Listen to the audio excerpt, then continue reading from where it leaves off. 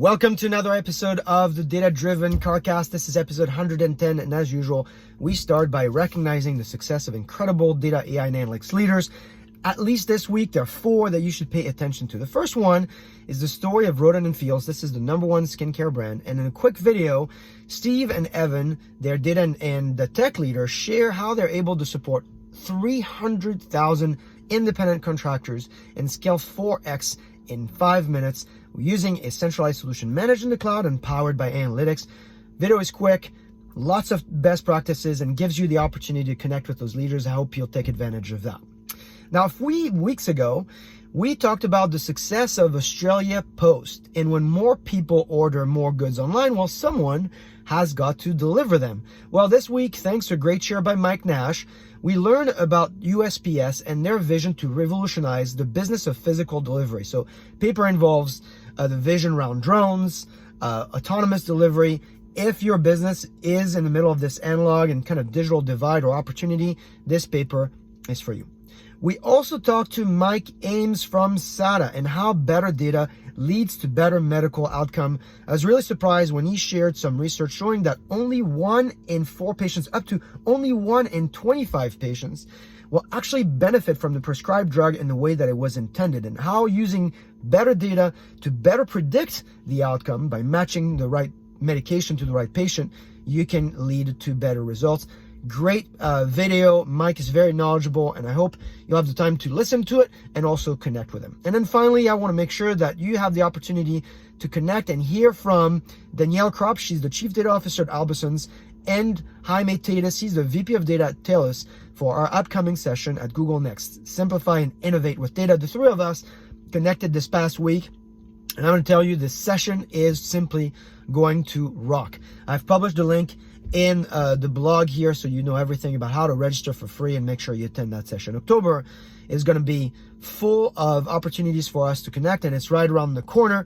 Starting October 1st, this Friday, Bernard Marr and I are resuming a monthly LinkedIn Live where we talk about the latest in tech, data, and AI. October 5th, I'll be talking with Kate and her conference, DATAcated. And October 12th, as I just said, Google Next. Lots of great sessions and surprises for you.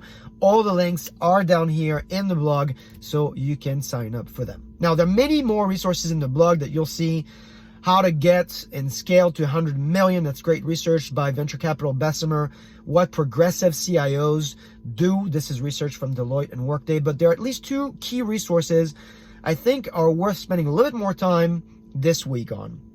First one is a Harvard Business Review article shared with us by Krishna on how to transform rights. And it leads to this idea of the digital twin. So I want to take a few minutes and talk about this. First, let's start with the Harvard Business Review, a piece that highlights 4 tiers of digital transformation. You can read about these tiers in the piece here in the blog that I'm giving you link to. But there's at least a few trends here to pay attention to in this piece. The first one is that it talks about how data is going from being episodic, meaning just generated by discrete event and kind of getting them one at a time, to now increasingly becoming interactive.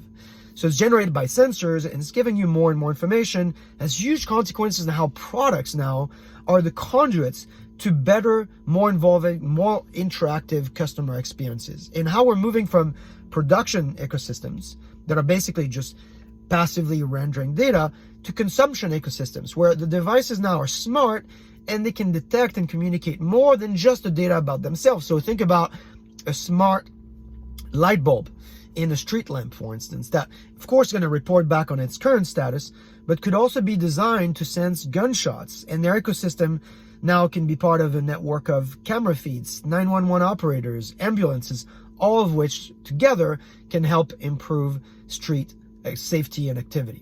So this concept ties very well to this concept of digital twins. Actually, Bob Evans this week published a video talking about a product Google released that he called the product of the year. Now, I'll let you take a look at the Google product in particular, but I want to give you some pointers on this concept of the digital twin. Digital twins are not new. In fact, NASA came up with the term in the 60s when they created their replica of the Apollo 13. But it's becoming more and more popular in our field because of the advancement of IoT technology, artificial intelligence, real-time data, and intelligent devices Jim Tao, who is now the Chief Data Officer at Invesco, educated me on this concept. A few years ago, we were getting ready to talk about this concept in a session, and it made me look into the concept itself and how it's transformative for organizations. So if you don't know what a digital twin is, the simple way to think about it is digital twin is a digital version of a physical asset. And there's kind of 5 levels of 5 digital twins that you can imagine. The first one is simple descriptive digital twin. This is a live, editable digital version of a physical asset. Think about a replica.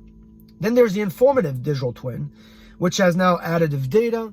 And as more data is added, now the twin becomes richer. There's the predictive one that now leverages data for insights. There's the comprehensive one that now simulates scenarios and start considering what if questions. And then finally, this is what we're going with, the autonomous digital twin, where now they're able to learn, act on behalf of users. Think about here an augmented, intelligent version of the real thing. So you can imagine that data from the original asset matters, but they also have additional data to add more context and augment the twin itself. That's a lot to take on, I know, but it's definitely a topic that you're going to want to take a look at and educate yourself on. I hope this is helpful to you. I will see you next Friday on October 1st with Bernard Marb. And if you can't attend that, I'll tell you all about it next Sunday. I will see you next week.